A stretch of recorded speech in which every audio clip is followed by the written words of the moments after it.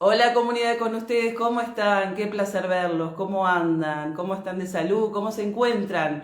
Estamos en un nuevo encuentro de comunicación, un poco acelerados como siempre, bueno, esta vida que hoy tenemos libre, hoy es el Día de los Municipios de América y bueno, tenemos libre, así que queremos mandar un saludo muy grande a toda la comunidad municipal de la ciudad de Florida y toda la gente de alrededores que tiene su día libre y está un poco descansando y aprovechando.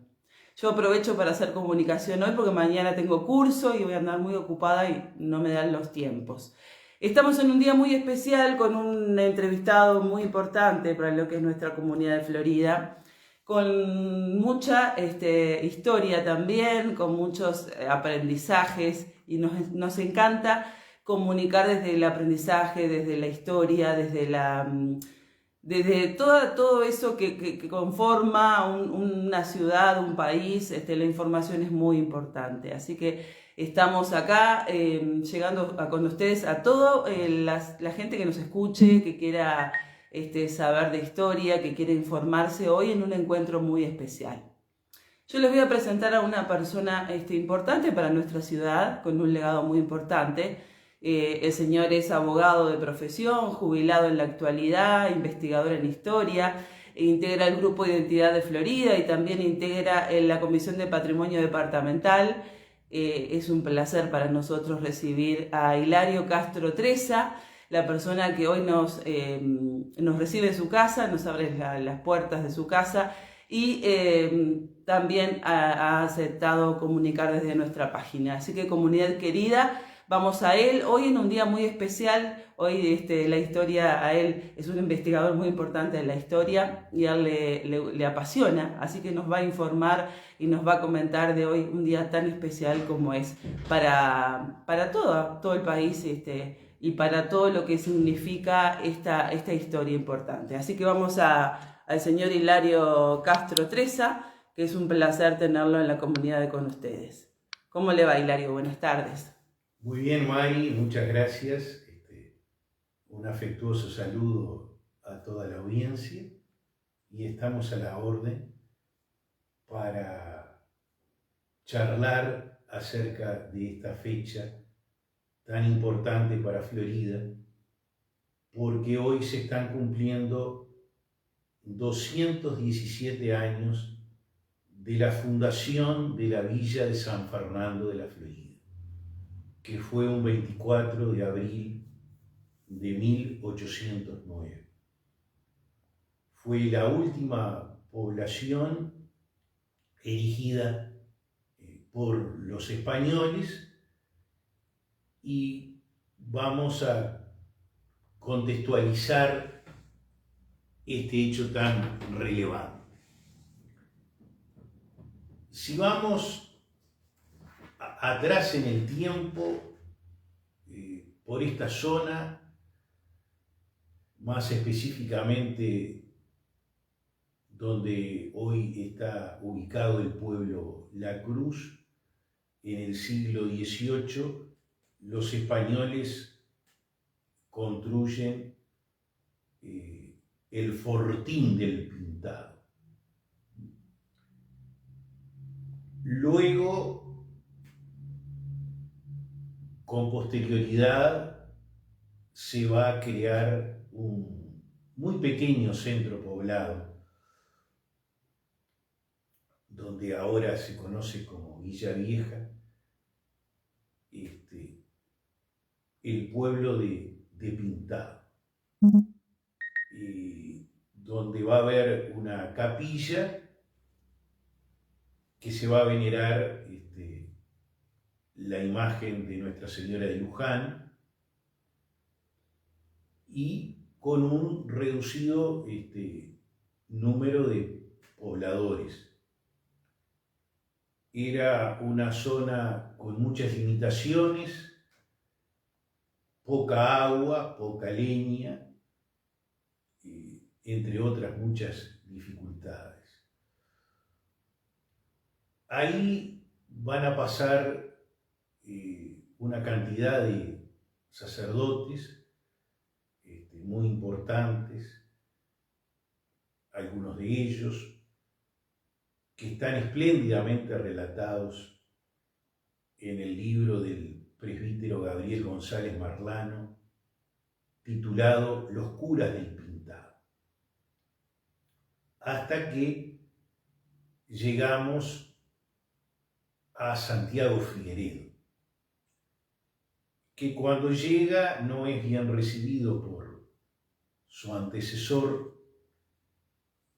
el presbítero León Porcel de Peralta, y Figueredo observa que el lugar no es el más adecuado y plantea la idea de un traslado que luego vamos a ver que no se va a producir, porque lo que realmente existió hace 217 años es la fundación de una villa. Y a posteriori de esta fecha que estamos conmemorando hoy, pero en ese mismo año se traslada la capilla. Primero va a ser una subparroquia y después una parroquia dependiente de Villa Guadalupe, Canelones. Pero está probado que los dos centros poblados van a coexistir, pero el Pintado aceleradamente va a ir languideciendo hasta que se extingue. Pero algunos, no todos, de los que vivían en el Pintado, se vienen a fincar acá, donde había agua, el río Santa Lucía Chico, donde había abundancia de leña, donde había otras comodidades que no tenía el anterior asentamiento. Y la mayoría, como fue probado por el historiador Ariosto Fernández ya en el año 1928 en un libro extraordinario, que es Historia de la Villa de San Fernando de la Florida y su región, provienen de otros lugares y se va conformando un centro poblado. Se funda con todas las características que tenían las poblaciones conforme al derecho indiano, porque todavía estábamos en jurisdicción del Imperio Español. El proceso revolucionario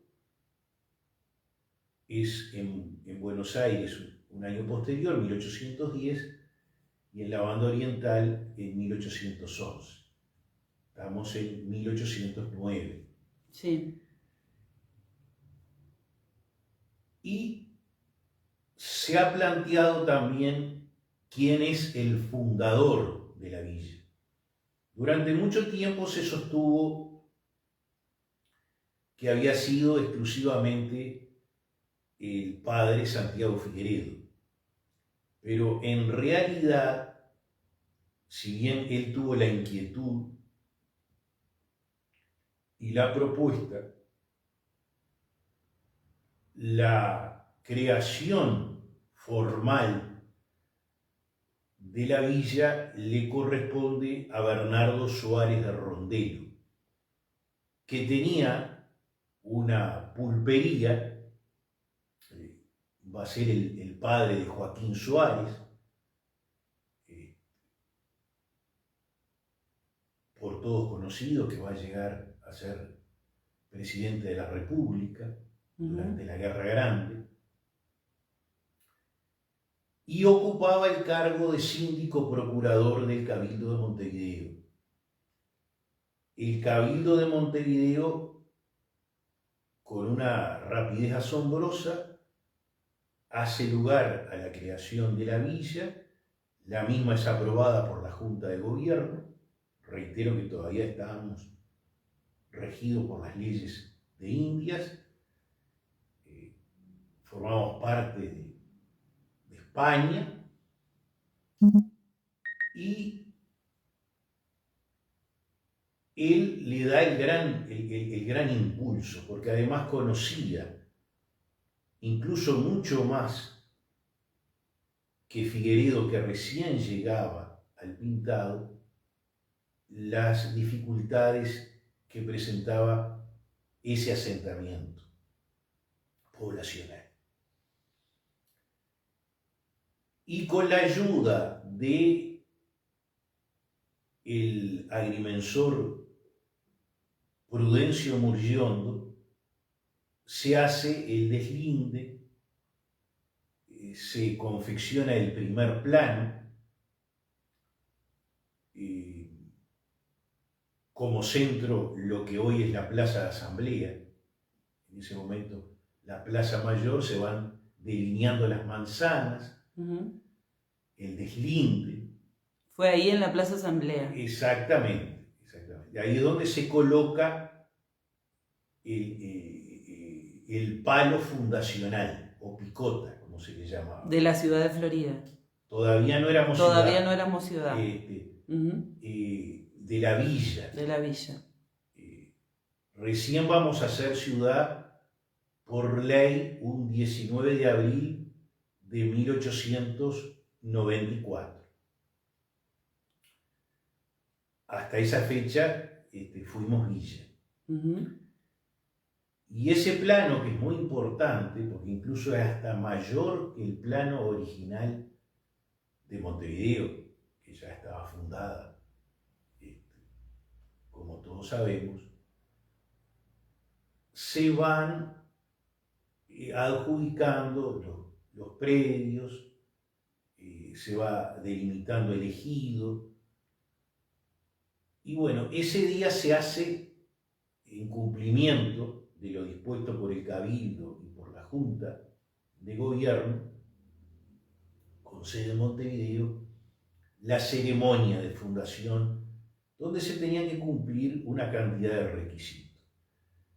Y estaba presente Bernardo Suárez de Rondelo, como decíamos, el síndico procurador del Cabildo de Montevideo, el agrimensor Prudencio Murgiondo y el presbítero Santiago Figueredo, que estaba interesado muy especialmente en esa fundación para poder trasladar la capilla, que obviamente en sus comienzos va a ser un pequeño ranchito,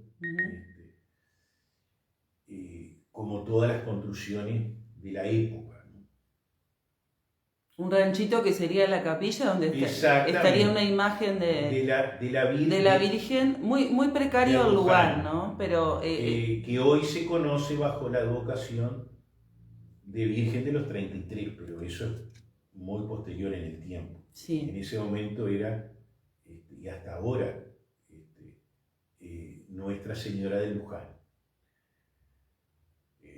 Todos sabemos que Antonio Díaz había traído esa imagen, que aún se conserva en la actual Catedral Basílica, y que en el año 1975 fue declarada la imagen, además del templo, Monumento Histórico Nacional. Y bueno, podemos decir que tanto Suárez de Rondelo, Murgiondo y Figueredo fueron cofundadores, pero no hay un único fundador. Claro, pero sin duda el protagonismo decisivo y la celeridad con que se hace el trámite la lleva a cabo Suárez de Rondelo. Bien. El nombre que se elige es muy importante, porque ¿qué pasaba en España? Napoleón había invadido la península ibérica, el rey Carlos IV y su hijo, Fernando VII, habían, en ese proceso de abdicación, ubicados en Bayona, y asume el poder José Bonaparte en Madrid. Pero el pueblo español peninsular, porque nosotros también éramos españoles, Sí.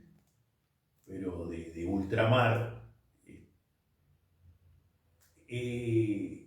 resiste esa invasión de Napoleón Bonaparte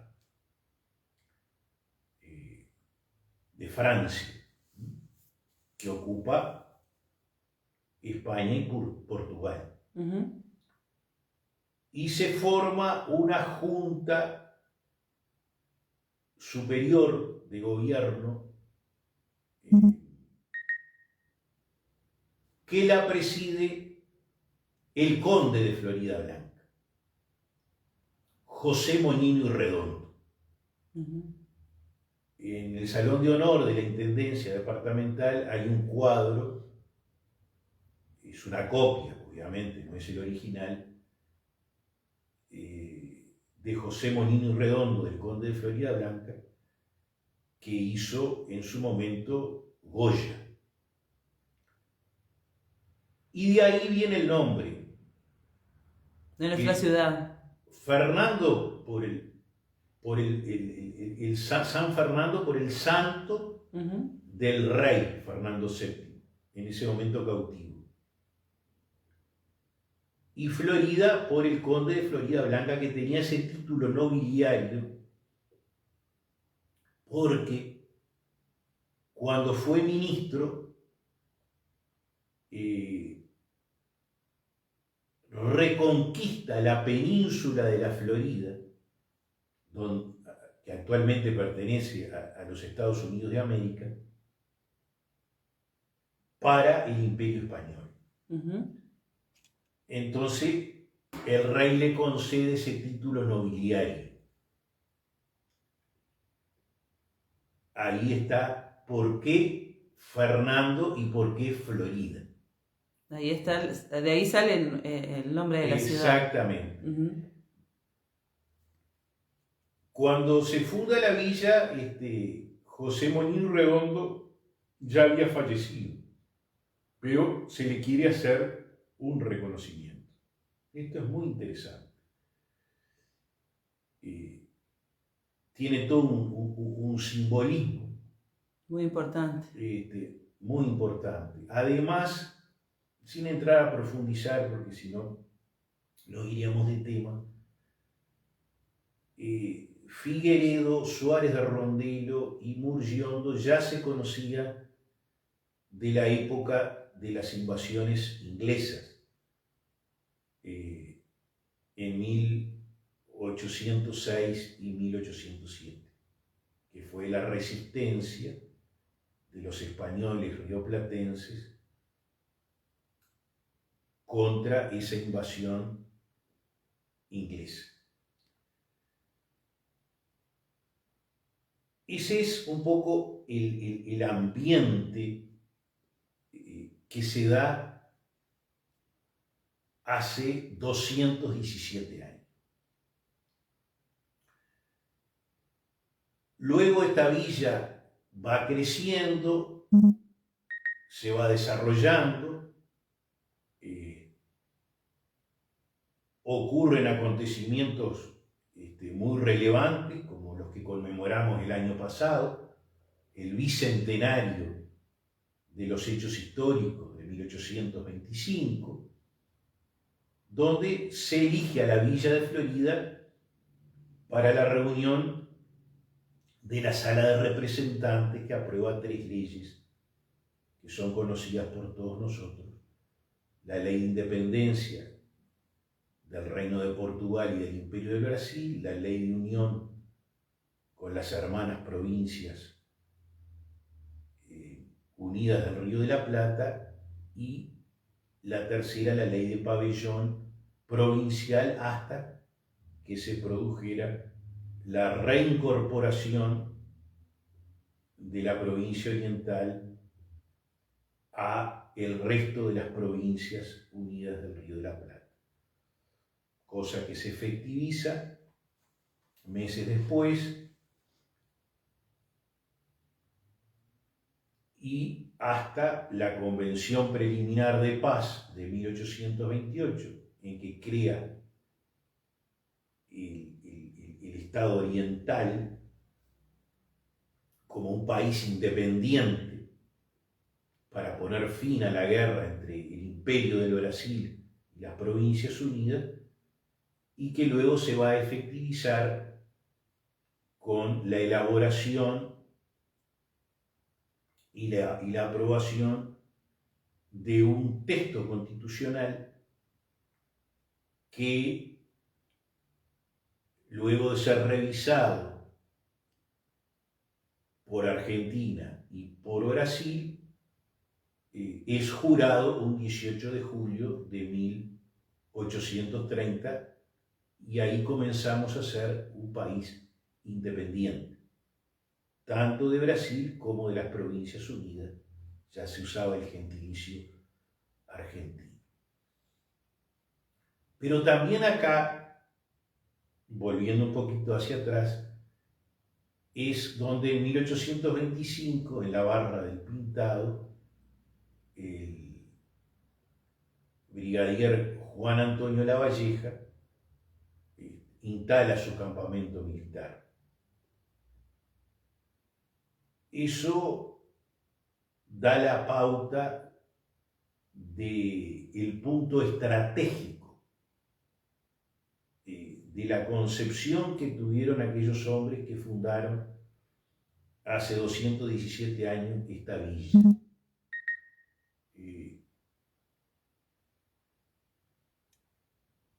Después se va a crear el departamento de Florida, porque hasta ese momento,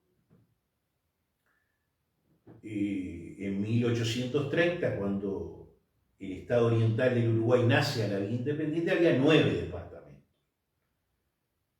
Y nosotros pertenecíamos a San José. Pero un 10 de julio de 1856, este año se van a cumplir 170 años, se crea el departamento de Florida. Va a ser el departamento número 13. Hasta que llegamos a 1885, donde se crea el último departamento, que es Flores, el departamento 19. Pero seguíamos siendo villa. En 1856 ya somos un departamento. Después va a haber algunas rectificaciones de límites, pero sustancialmente la superficie es lo que es hoy Florida. Pero recién en 1894 la villa es elevada a la categoría de ciudad, que es lo que somos hoy. En la actualidad, una ciudad. Una ciudad. Porque hay, de acuerdo a la población, centro poblado, pueblo, villa y ciudad. Eso lo determina la población. La población, exactamente, el movimiento comercial. Ya en 1894 había una gran actividad agropecuaria, agrícola, ya estaba el ferrocarril. Entonces, así como el vecindario en 1856 se movilizó para crear el departamento, para, valga la expresión, independizarnos de San José, también en 1894 hubo todo un movimiento para que nos elevaran de categoría. Ya teníamos la mayoría de edad. Y a partir de ese momento, fíjense que el ferrocarril es fundamental para entender la fundación de centros poblados. Por ejemplo, toda la zona sur, que hoy conocemos, 25 de agosto, Cardal, Independencia, 25 de mayo, nacen a la vera del ferrocarril. Claro, fue al mismo tiempo, ¿no? Exactamente. Al mismo tiempo de crearse el ferrocarril, esos pueblos poblados empiezan a tomar forma. Lo mismo Sarandí Grande. Surge a partir del ferrocarril. Cuando se libra la batalla de Sarandí, el 12 de octubre de 1825, el centro poblado no existía. Existía sí la villa de San Pedro del Durán, actual ciudad de Durán. Porque a raíz del proceso de secularización se le fue quitando los nombres religiosos que tenían antes. San Fernando de la Florida, San Pedro del Durán, Villa Nuestra Señora de Guadalupe, Canelones, etcétera, etcétera. ¿Cuánta historia? Muchísima. Para contarla en tan poco tiempo, pero tanta historia de nuestra creación, de nuestro departamento.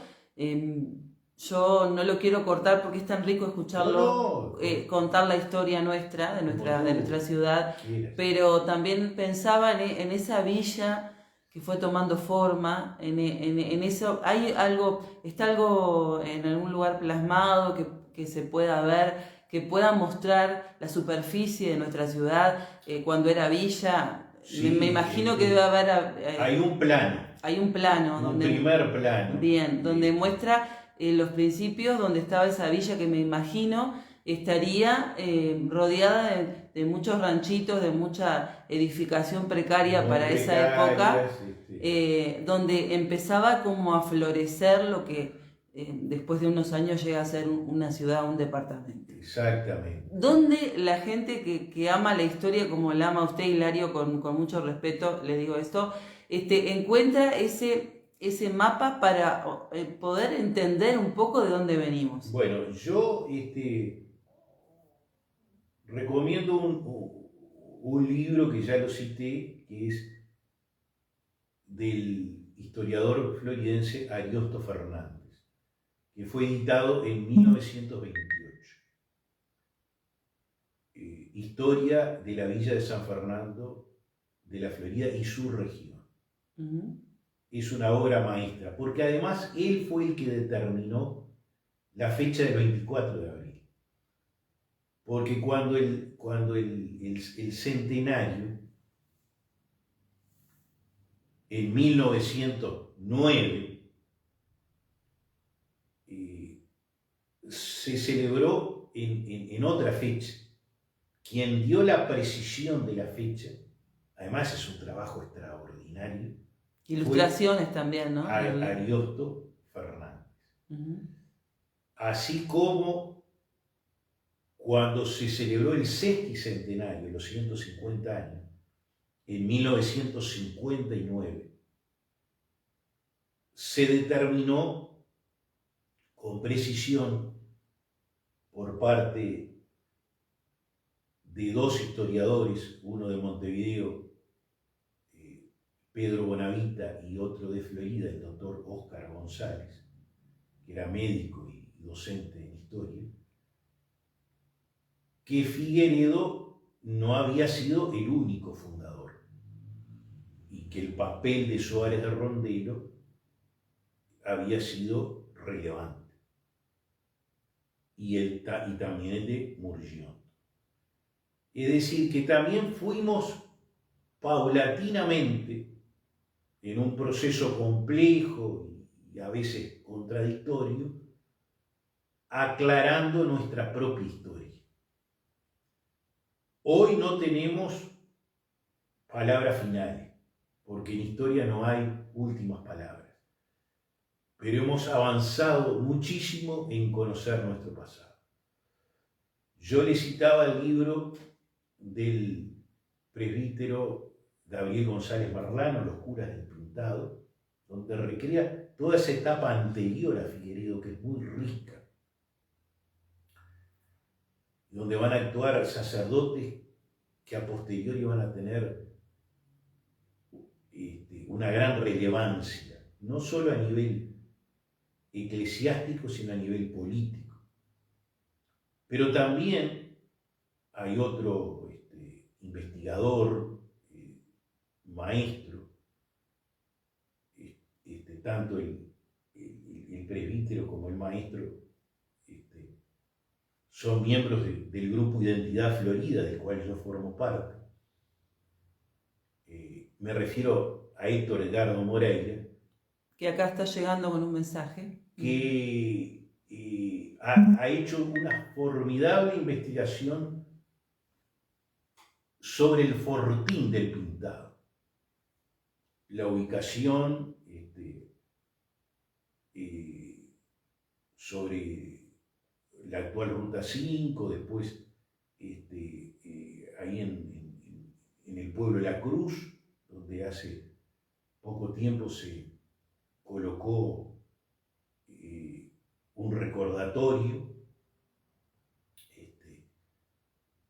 Eso viene a ser como la prehistoria de Florida. Pero Edgardo Moreira ha hecho una reconstrucción formidable sobre la base de otras investigaciones que se hicieron hace muchos años para ubicar más o menos los orígenes del Fortín. A su vez, González Marlano hace la historia de esa capilla, de los sacerdotes, del culto. Esos libros están disponibles. Están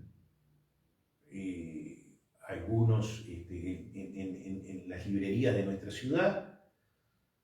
Me imagino que en Biblioteca Municipal también. En la Biblioteca Municipal, obviamente el libro de Ariosto se hizo una reedición en el año 1970 por parte de la Intendencia, pero está agotado. Pero está en la Biblioteca Municipal. Museo también departamental. Que lleva el nombre de Ariosto Fernández. Ariosto Fernández. Así que el que esté interesado, hay mucho material.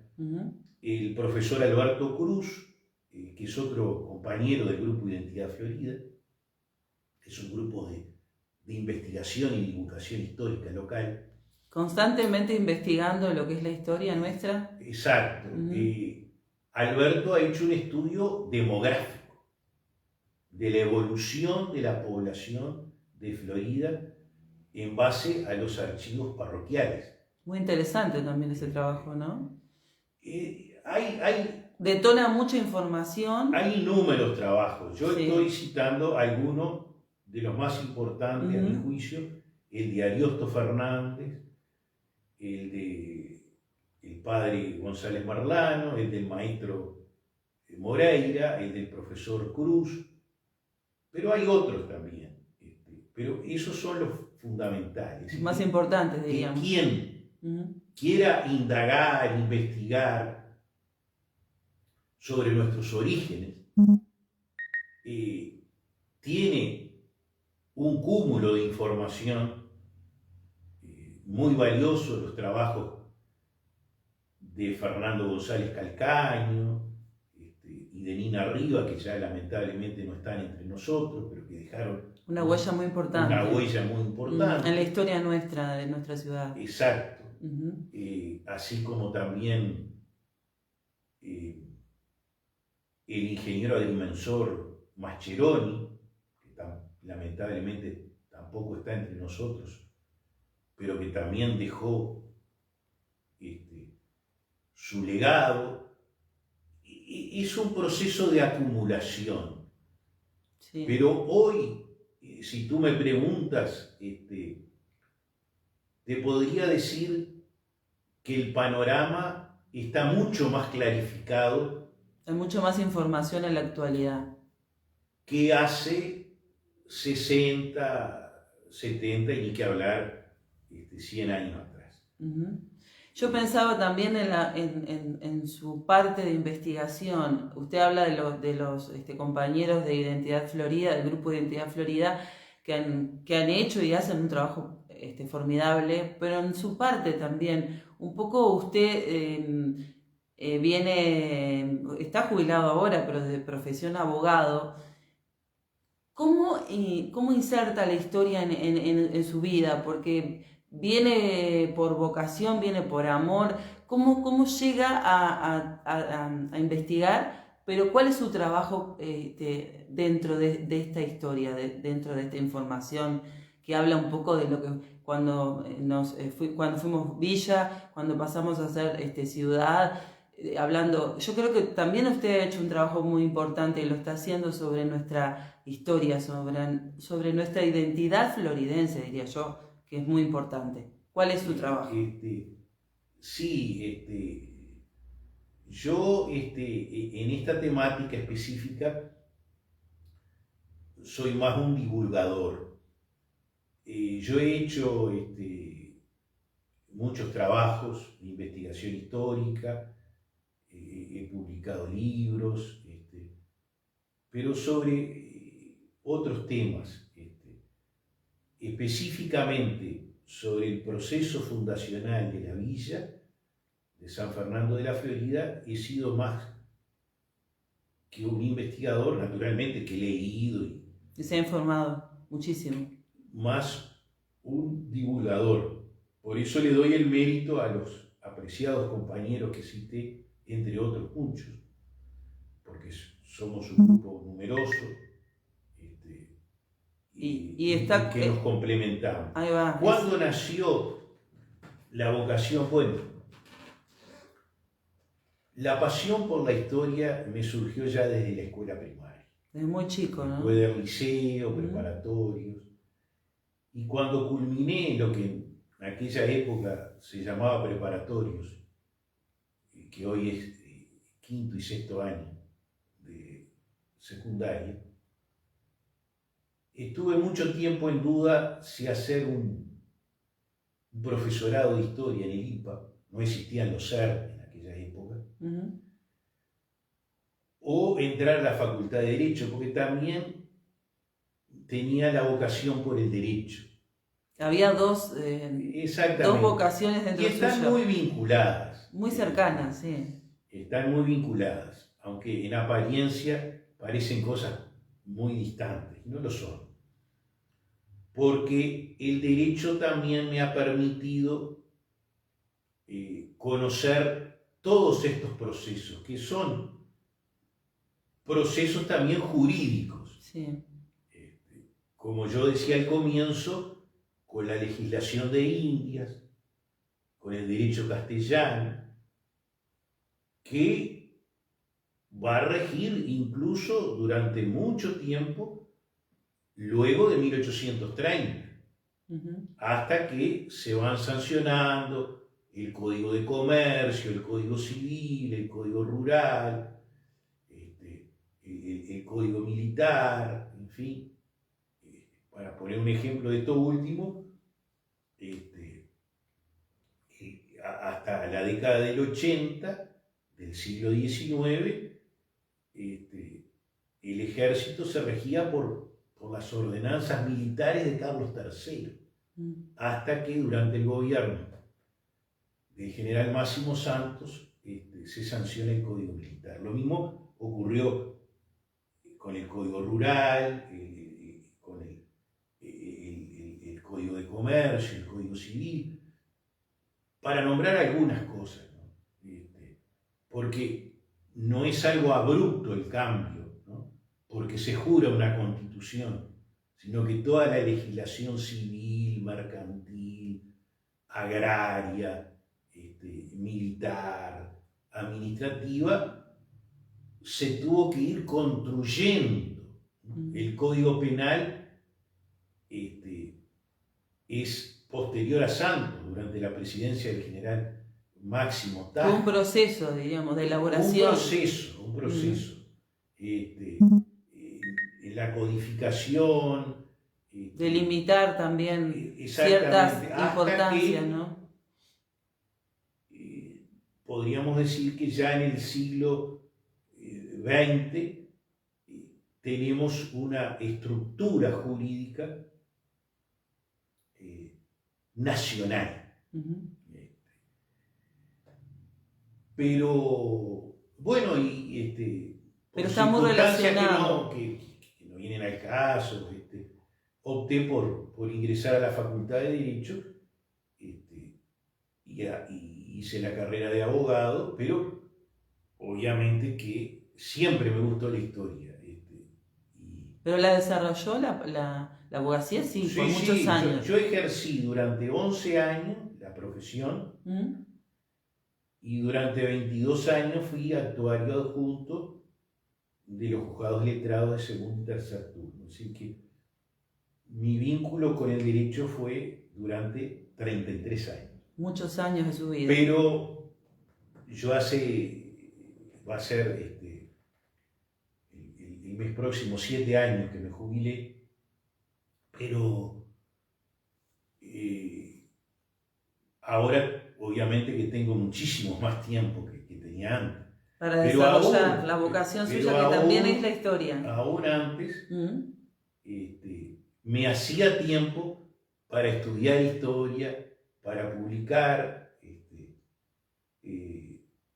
Yo desde hace muchísimos años soy columnista del diario local El Heraldo, donde abordo temas de la más variada naturaleza, pero fundamentalmente históricos, también hay temas jurídicos, temas políticos. Qué importancia la historia, Hilario, ¿no? Pero, que no la pierdamos de vista. Exactamente. Que dejamos de leer, de conocer. Y hoy quizá, porque yo pude hacer los primeros años de Derecho libre. Sí. Es decir, iba a dar los exámenes. Después, los 3 años que tuve práctica y algunas materias, hice cursos reglamentados que viajaba de lunes a viernes a Montevideo. ¿Y qué recuerda de esa época? Porque es un poco diferente a lo actual, ahora donde las personas viajan para dar exámenes. Yo viajé. Entonces, los primeros años pude dar libre las materias,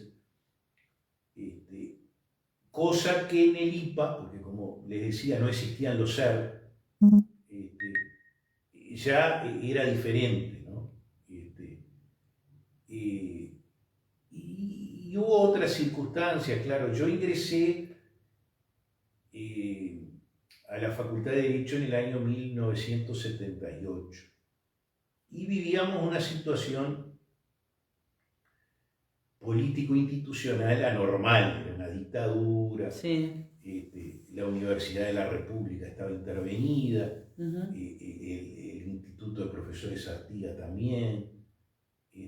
Fue una época compleja, como lo había sido también la época anterior a la intervención.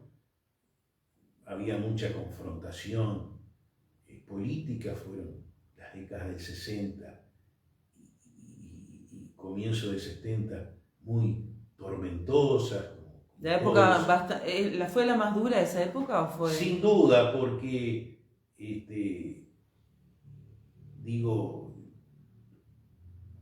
yo ingresé en una universidad intervenida, pero colegas y amigos que habían cursado antes vivieron las luchas, las confrontaciones, los conflictos que había en la época, y bueno, no era fácil. Fueron años muy complejos. Bueno, las circunstancias se dieron así, pero subrayando siempre de que ¿No lo marcó a usted me esa hubiera época? gustado ¿No lo marcó negativamente esa época como que le afectó? dedicarme exclusivamente a la historia, ¿no? Pero bueno, tampoco estoy arrepentido de haber hecho la carrera de Derecho, ¿no? Y también me dio muchos dolores de cabeza, pero también mucha satisfacción. Claro, todos fuimos marcados por esa época. Las nuevas generaciones no conocen. Yo, cuando se dio el golpe de Estado, estaba cursando el liceo, yo viví todo eso. Viví el 27 de junio de 1973, viví todo el proceso dictatorial y la restauración democrática, porque yo tuve también una corta actuación política, pero esto no viene al caso ahora, porque nos iríamos de tema. Decir que viví mucho esa época. Y a veces vienen estudiantes del liceo, del SER, y me han entrevistado sobre todas estas cosas, por ejemplo, cuando se cumplieron los 50 años del golpe de Estado. Y bueno, yo además de transmitirle los conocimientos generales que todos tenemos, le transmitía y le transmito mis vivencias personales de una ciudad del interior que era muy distinta a la Florida actual. A lo que es ahora. Era más aldeana, de lo que es hoy, ¿no? Más chica quizás. No existía obviamente ni internet, ni redes sociales, ni computadora. Escribíamos en máquina de escribir. En máquina de escribir. Con carbónico. No había la parte tecnológica tan masiva que hay en la actualidad, donde la gente se comunica con otras cosas. Lo máximo que teníamos era primero el televisor blanco y negro, y después cuando vino el televisor color, y después las radios, AM, después vinieron las FM. ¿Los teléfonos cómo eran en esa época? Los teléfonos primero eran con una manivela. Sí. Y si se llamaba a larga distancia, por ejemplo a Montevideo, había que pedirle a la operadora que quería comunicarte con tal número. Y después vino el telediscado, que ya fue todo un adelanto. Ahí avanzó un poquito. Fue un avance muy importante. Podíamos hablar directamente hacia Montevideo, hacia otros lugares, incluso al exterior. Pero ni soñar lo que son los celulares. La tecnología de hoy, la telefonía móvil era impensable en aquella época. ¿Recuerda el telégrafo? ¿Recuerda las cartas? Sí, como no, las cartas, el telégrafo, los telegramas. Los telegramas, ¿se acuerda? Esos telegramas que eran emotivos porque, bueno, se llegaba a emitir en radio los telegramas. Claro, yo por ejemplo, cuando recién empecé a ejercer la profesión, yo tenía que citar a un cliente que muchas veces no tenía teléfono. Sí. Porque los teléfonos fijos eran escasos, porque no había borne, había toda una serie de problemas que ahora serían incomprensibles para las nuevas generaciones. De entenderlo, ¿no? Y citaba al cliente, iba ante él un telegrama que después se pasaba en el informativo. De la radio, sí. De CW33, la nueva radio. La nueva radio. Bueno, parece que hace mucho tiempo, pero no hace tanto tiempo. Porque además los progresos no eran tan acelerados como ahora. Sí. Ni hablemos de lo que es ahora la inteligencia artificial. Que va en ascenso el aceleramiento, bueno, ¿no? La información. Y Florida sufrió todos esos cambios como sufrió todo el país, todo el mundo. Hoy tenemos la información en tiempo real. Antes la información no tenía la inmediatez de ahora. Sí, ahora es al La instante. comunicación entre las personas era presencial o por teléfono fijo. Sí, Y a veces una comunicación a Montevideo antes del telediscado demoraba media hora, que la operadora tenía que estar cerca y del teléfono fijo sí. te llamara, que ya tenías la comunicación. Bueno, imaginémonos cuando se funda la villa de San Fernando de la Florida, donde obviamente eran los chasques Los que llevan que llevaban información. el correo Sí. en caballos, y bueno, y las noticias del mundo demoraban meses en conocerse. Mm. Bueno, eso es un poco El recordar, ¿no? A grandes rasgos. Trazos, Sí. lo que nos motiva hoy, recordar esta fecha. La importancia que tiene esta fecha de hoy. Que tiene, la visión que tuvieron aquellos hombres de dejarnos en un punto estratégico, que luego cuando se construyó la Ruta Nacional número 5, y ahora cuando quede pronta la doble vía, va a haber una comunicación mucho más fluida con la capital del país. Digo, todo eso, así como el ferrocarril fue una revolución. Total. Que transformó sí. la vida del país y la demografía. También. Bueno, yo pensaba, las obras viales sí. y las comunicaciones actuales están transformando profundamente al país, a toda la sociedad, sí. con los aspectos positivos y también los negativos, porque nada es absolutamente positivo ni nada es absolutamente negativo, ¿no? Estamos sus pros y sus contras, ¿no? Pasamos de la revolución industrial a la revolución digital. Sí. Hoy todo está robotizado. Y el futuro nos desafía. Constantemente. Pero no tenemos que olvidarnos, y eso es lo que yo siempre le digo a la gente joven, no olvidarnos de nuestro pasado, de nuestras raíces, de nuestra identidad. Porque hay cosas que permanecen. Hay muchísimas cosas que cambian.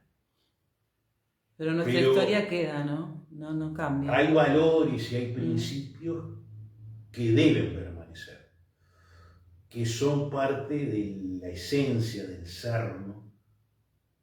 Nacional, y la forma de mantener viva esa llama es conocer la historia críticamente. Tampoco aceptar todo como lo relataron nuestros mayores con los mejores propósitos, sino revisar, investigar, indagar. La historia es una permanente revisión, es una tarea inacabada, y las futuras generaciones van a revisar muchas de las cosas que nosotros damos hoy por ciertas. Bueno, eso es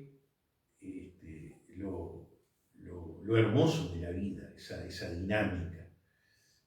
Pero hay cosas que son perennes, que son permanentes. Bueno, ¿Está de acuerdo usted con esa frase que dice que recordar es vivir? ¿Y está de acuerdo usted con con otras palabras que he escuchado que dicen que uno debe conocer nuestra identidad, nuestra historia, pero no debe aceptar todo lo que se diga, sino que se tenga que investigar aún más para llegar a conocer datos que quizás quedaron fuera de la historia, pero que son importantes al día de hoy tenerlos en cuenta. Sí, todos tenemos nostalgia del pasado, pero no, la nostalgia no es buena.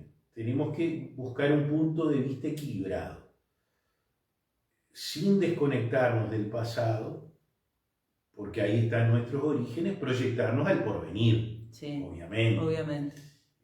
No podemos quedarnos estancados. Y en la investigación histórica, la historia es una ciencia social, tiene su dinámica. Y naturalmente que tenemos que estar abiertos a la refutación, a la controversia, a la revisión, buscando nuevos horizontes. Las modernas tecnologías, como la digitalización, ha democratizado mucho el acceso a la información. Para no ir muy lejos, antes teníamos que ir a estudiar a la Biblioteca Nacional o a la biblioteca de la facultad respectiva, en el caso mío era la Facultad de Derecho.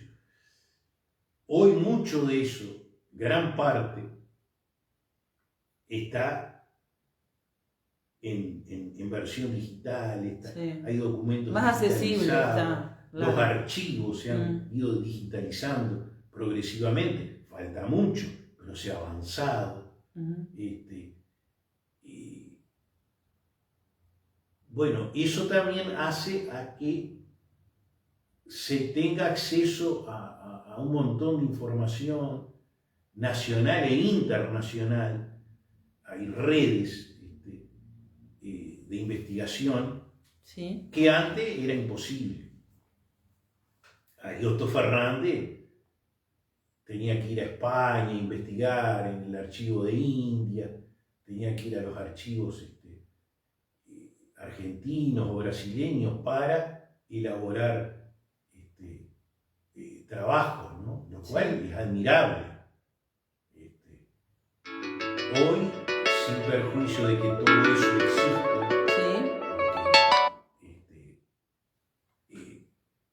las herramientas modernas permiten acortar distancias, ahorrar gastos, etc. Así que yo creo que, para ir un poco redondeando, porque creo que estamos ya en el límite, tú me dirás, de tiempo, para ir redondeando,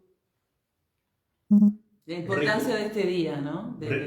Claro, lógico, recordar esta fecha, lo que significó, y proyectarnos para dentro de pocos meses que vamos nuestro departamento va a cumplir 170 años, un número redondo. Nosotros somos un poco esclavos de los números, redondos. Sí. 100, 150, 200, en este caso son 170. Porque eso también, el que fuéramos un departamento, que tuviéramos autoridades propias, sí, un jefe político, una junta económico-administrativa, un senador, porque en esa época los senadores eran uno por departamento, los diputados, todo eso que lo vamos a tener a partir de 1856-57, va a cambiar a Florida. Porque antes estaba todo concentrado en San José. Y bueno, pero eso lo vamos a dejar para otra oportunidad. Para otro encuentro. Cuando se acerque la fecha del 10 de julio. Bien. Por eso nuestro estadio cerrado se llama 10 de julio. ¿No? Estadio 10 de julio, sí. Porque fue el día y el mes de creación de nuestro departamento.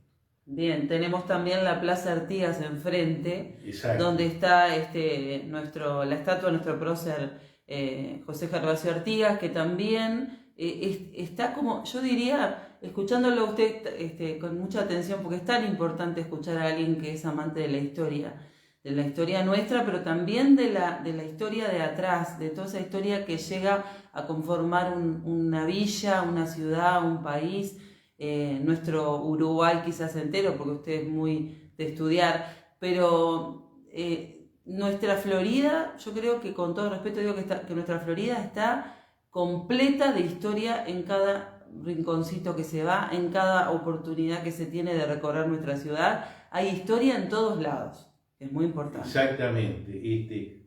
A propósito de las plazas, la Plaza Artigas se le llamaba Plaza Nueva porque fue muy posterior a la Plaza Asamblea. Es uno de los temas que estamos tratando en la Comisión Departamental de Patrimonio.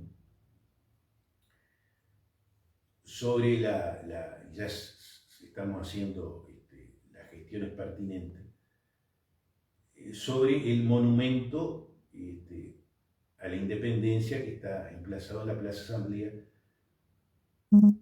que fue inaugurado un 19 de mayo, estaba previsto para un 18, pero llovió torrencialmente, un 19 de mayo de 1879.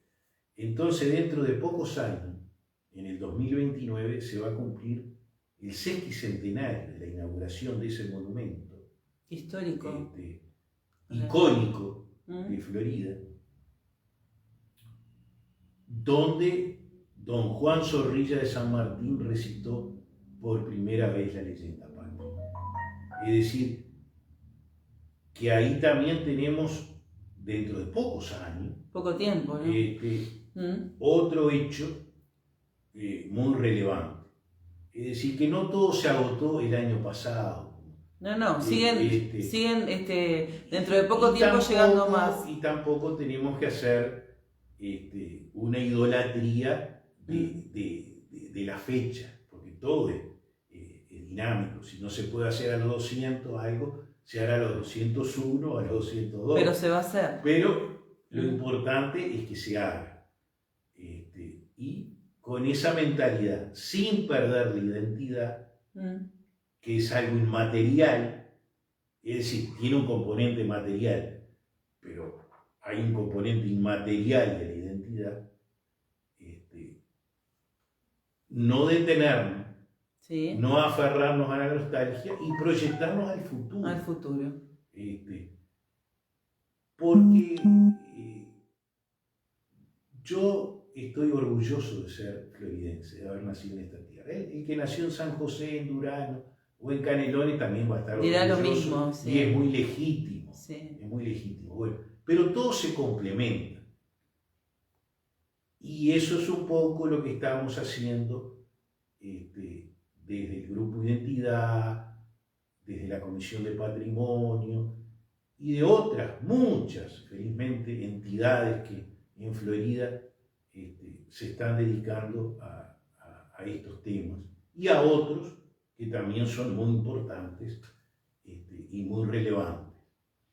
Bien, fomentar la historia es importante, saber de dónde venimos es importante y recordar también, no vivir del recuerdo, como dice Hilario, pero sí recordar cómo se fundó este departamento es importante. Hacernos un tiempo en este ajetreo acelerado en que vivimos, en este vértigo imparable, hacernos un tiempito para pensar, meditar lo que fuimos, lo que somos y lo que queremos ser. ¿A dónde queremos llegar? ¿A dónde queremos llegar? No quiero dejar de pasar este tiempo tan rico de información, de charla, para también preguntarle a usted qué recuerda de su trabajo en el juzgado letrado por muchos años. ¿Qué le dejó ese trabajo? Y bueno, hubo cosas buenas y cosas malas. Sí, por supuesto, por supuesto. Era un trabajo complejo, muy estresante, que teníamos momentos de satisfacción cuando las cosas se iban encauzando, y porque eso daría para hablar mucho. La justicia, la administración de justicia es muy compleja. ¿Es muy lenta o compleja? es compleja, es lenta, y fue una experiencia que tuvo cosas positivas, cosas negativas, como toda tarea humana, ¿no? Pero el Uruguay todavía tiene, entre otras muchas asignaturas pendientes, no es la única, un acceso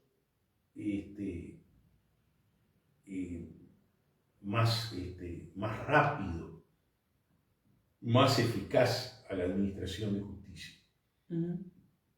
Pero eso pasa también por cuestiones presupuestarias, recursos económicos. Todo depende de los recursos económicos.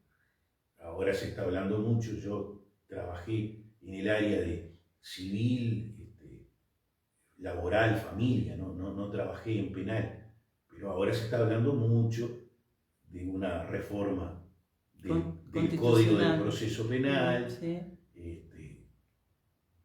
Creo que dentro de poco ya lo va a comenzar a abordar el Parlamento.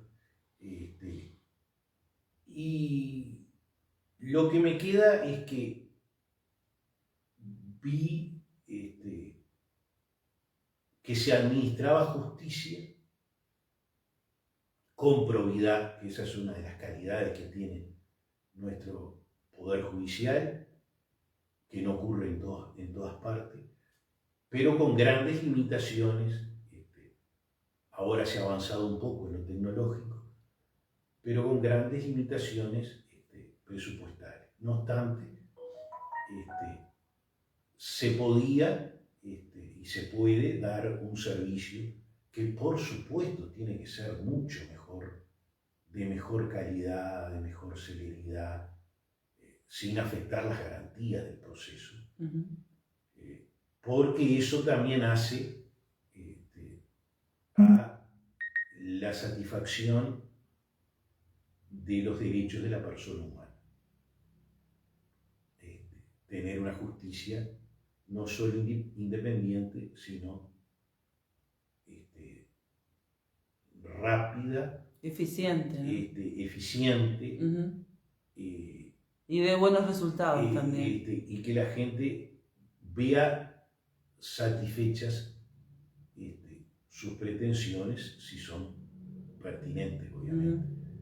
Totalmente. Pero con ese gran equilibrio que es no desmerecer las garantías que deben de existir en todo proceso. Bien, también la parte humana que está en el... Los recursos humanos, la capacitación tendría que ser constante, ¿no? Se ha avanzado mucho en la formación de los jueces,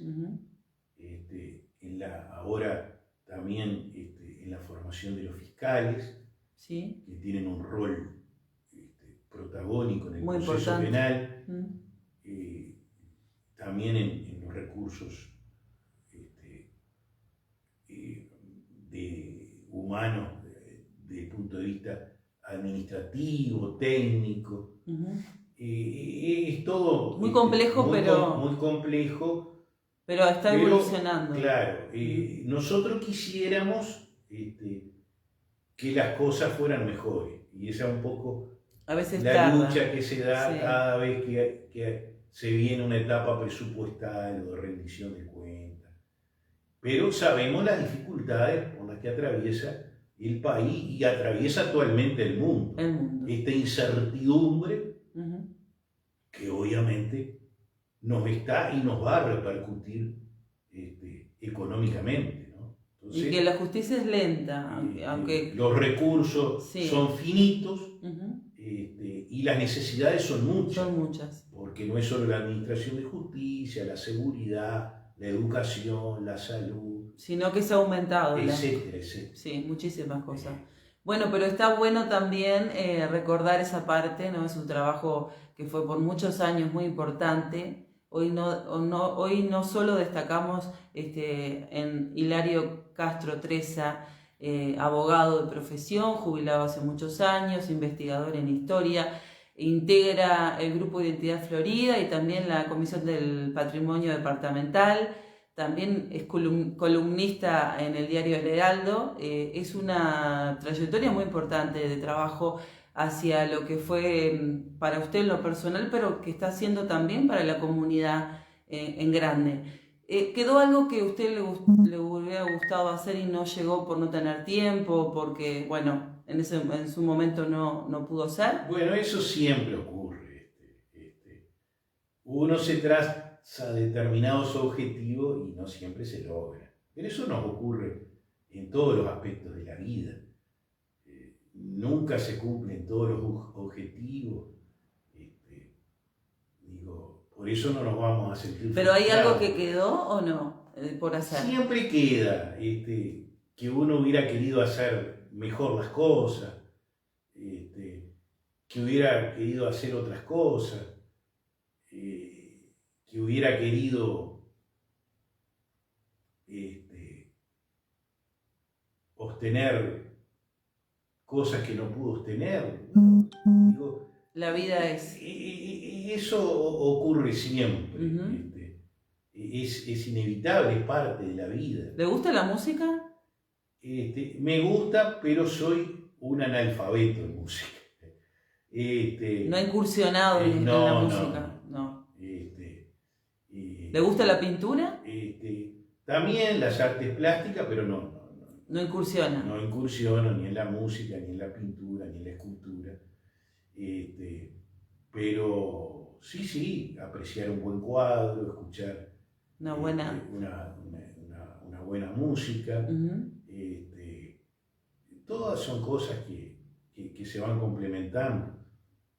Bien. Por más que uno no tenga aptitudes para la música, para la pintura o para pero le gusta el diseño. ¿Le hubiera gustado trabajar en radio? Pues muy comunicador. Sí, la verdad que sí. Yo he trabajado mucho en prensa escrita, pero en radio salvo algunas entrevistas que me han hecho a lo largo del tiempo. Sí, me hubiera gustado, sí. Creo que es una herramienta que va a perdurar. Sí. A pesar de todos los avances tecnológicos. Y es una comunicación que tiene una magia especial. Sí, es muy importante. Pero lo veo muy comunicador a usted, muy compenetrado. Porque también tuve alguna breve incursión, muy breve, en la docencia. Y me gusta comunicar, me gusta hablar. Transmitir también. Como puedo. Y hay temas que me apasionan más que otros. Sí, sin lugar a dudas. Tú me estás preguntando sobre cosas que me gustan, sí. Que me apasionan y que no mucho, pero algo que debo conocer. ¿Cómo no? Estamos ya en los últimos minutos finales porque si no el Facebook me va a cortar la entrevista y es un material importantísimo que ojalá les llegue a todos ustedes. Tenemos conexión lenta a internet, no puedo leer los mensajes que están llegando porque no se ven y hay mucha gente conectada. Muchísimas gracias a toda la gente que entró, 2000 y pico de personas que entraron a ver el anuncio de este encuentro de comunicación con Hilario Castro Treza. Gracias a toda la gente que visualizó y que compartió también, como Nicolás, como el Pablo, como María, como un señor Machín que no recuerdo el nombre. Tuvo muchos compartidos, muchas vistas, así que agradezco a los 2000 y pico de personas que entraron a ver este anuncio. Y bueno, no se pierdan de escuchar este encuentro de comunicación que es muy rico, muy importante, muy necesario para entender lo que hoy se festeja a nivel departamental, a nivel de esta construcción que fue llegar a una ciudad. Yo quiero preguntar algo cortito, pues ya nos estamos retirando, pero me quedó pendiente. ¿Alguien ha estudiado o va a estudiar el suelo floridense? El suelo, decís tú. Sí, la superficie de terreno, ¿hay algún estudio que nos diga? Sobre eso no tengo información. No quiere decir que no exista, uh-huh. Pero en lo personal no tengo información. Pero puede haber alguien amateur que le guste andar buscando ahí en el suelo, en la superficie, en Bueno, terrenos, no, en todo, algo. yo creía que me hablabas de prospecciones, no te interpreté correctamente. Sí, digo, por ejemplo, sin ir más lejos, este compañero de identidad, Héctor Egado Moreira, encontró hace muchos años una caparazón de gliptodonte. Y otros un compañero también de identidad, Washington del Valle, que tiene un detector de metales y ha encontrado... A eso me refería. Sí, no, yo creía que me hablabas de prospecciones de otro tipo. Y se han recuperado muchas piezas para el acervo museístico. Así que algo se ha encontrado. Sí. Incluso cuando hablamos del Fortín del Pintado, si mal no recuerdo, en el año 82, un grupo de investigadores con detectores encontró muchas piezas donde se había establecido el Fortín. Y siempre se está encontrando. Hay grupos de investigación, sí. No solo en Florida, obviamente, pero en el país en general hay mucha gente. Porque además nosotros como grupo de identidad formamos parte de un movimiento que se llama Geohistoria Regional, porque la geografía es inseparable de la historia. Va de la mano. Con otros grupos, institutos, ustedes se comunican con otras entidades. No solo de otros departamentos, sino que tenemos jornadas. Ahora, por ejemplo, 8 y 9 de mayo se va a llevar a cabo la 17ª jornada que ya es nacional de geohistoria. Qué importante. En Minas. Maravilloso porque todo... Es decir, donde hay un intercambio. Sí, hay una red, eso es no lo abordamos porque... No nos daba el tiempo, pero ustedes están interactuando con otros grupos. Felizmente en el interior, porque todo refiere al interior, hay, no solo en las capitales de departamentos, sino en ciudades, en villas, grupos, asociaciones, institutos, incluso a veces investigadores individuales que investigan la historia local. Muy bien. Y la difunden y se intercambian, hay publicaciones. Sí, y se encuentran, que es muy importante el desarrollo de toda la actividad. Muro de Facebook, grupo de WhatsApp, en fin. Eso es muy importante. El intercambio es muy importante. A toda la no gente... estamos solos ni somos una isla. Se agrupan a más grupos, que es muy importante. Exactamente. Intercambian información y aprendizaje. Yo quisiera estar más tiempo con usted, Hilario, pero se nos va a cortar por el tiempo. Pero quiero a la gente que se quiera interiorizar del grupo Identidad Florida, este grupo que está en la historia y en la información, bueno, lo encuentran en Facebook, buscan, se comunican con Edgardo Moreira, se comunican con el señor Hilario Castro, se comunican con Cruz también, tienen la posibilidad de informarse. Yo agradezco muchísimo la oportunidad de recibirme usted en su casa y yo de compartir este encuentro de comunicación maravilloso donde la información de este día tan especial para los floridenses ha quedado plasmada en este video de comunicación. Ojalá mucha gente lo vea y a la gente que está fuera del Uruguay, que nos ve también, pueda recibir esta información y la pueda traer a su memoria, recordar de esta fundación de nuestra villa que pasó a ser departamento de Florida. Hilario Castro Treza, le deseo muchas bendiciones en salud, que siga trabajando en lo que le apasiona, que es investigar historia, y fue un placer. Bueno, muchas gracias, Mari, por esta oportunidad, y a toda la audiencia a la numerosa y calificada audiencia que tienes. Muchas gracias. Un saludo y bueno, no va a faltar otra oportunidad en un futuro en que abordemos otros temas y otras cuestiones que sin duda son de interés general. Muchísimas gracias, ha sido un placer. Gente querida, les agradezco inmensamente la compañía, les agradezco los mensajes, les agradezco las caritas, les agradezco que hayan estado hoy un día tan especial para los floridenses, recordar nuestra identidad, nuestra historia y saber de dónde venimos. Gracias por este momento, que Dios los bendiga, que los colme de bendiciones, que les dé mucha salud, disfruten este día como yo lo he disfrutado, lo estoy disfrutando.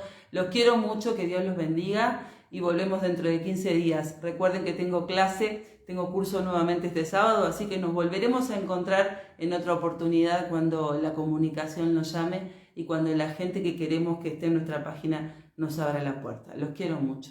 Desde Florida, Altar de la Patria, les mando un gran abrazo a todo el Uruguay y a todo el exterior que nos ve. Gracias, comunidad querida, por estar ahí, los quiero mucho. Hasta luego, Hilario, que pasen muy bien. Muchas gracias por este encuentro, fue maravilloso. Sigan estudiando, sigan aprendiendo y conozcan un poco nuestra historia.